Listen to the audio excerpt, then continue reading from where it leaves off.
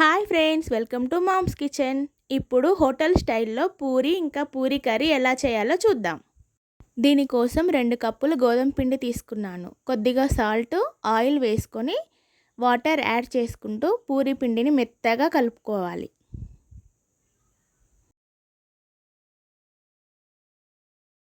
పిండి ఇలా ముద్దలా అయిన తర్వాత కొద్దిగా ఆయిల్ యాడ్ చేసుకొని ఒకసారి కలుపుకొని పక్కన పెట్టుకోవాలి.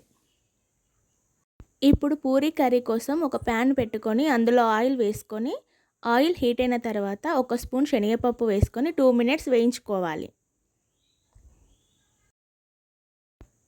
1 స్పూన్ జీలకర్ర, పొడుగ్గా కట్ చేసి పెట్టుకున్న ఆనియన్స్, పచ్చిమిర్చి, కరివేపాకు వేసుకొని వేయించుకోవాలి. 1/2 స్పూన్ పసుపు, 1 స్పూన్ సాల్ట్ వేసుకొని కలుపుకోవాలి.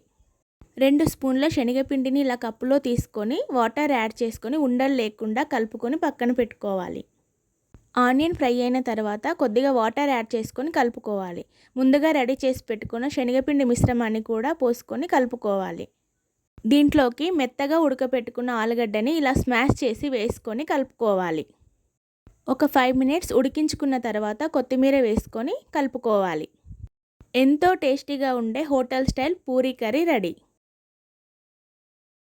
ముందుగా కలిపి పెట్టుకున్న పిండిలో నుంచి నిమ్మకాయ సైజ్ అంతా పిండి తీసుకొని బాల్స్లా చేసుకొని పూరి ప్రెస్ చేసుకోవాలి. పూరి మరీ పల్చగా కాకుండా కొద్దిగా మందంగా ప్రెస్ చేసుకోవాలి. ఇప్పుడు ఒక ప్యాన్ పెట్టుకొని అందులో ఆయిల్ వేసుకొని ఆయిల్ బాగా హీట్ అయిన తర్వాత పూరి వేసుకొని అటు ఇటు 2 వైపులా కాల్చుకోవాలి.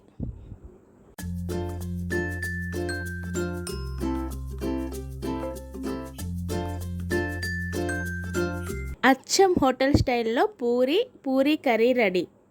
చాలా టేస్టీగా ఉంటుంది. ఓసారి ట్రై చేసి ఎలా వచ్చిందో కామెంట్స్లో చెప్పండి. Like, share and subscribe.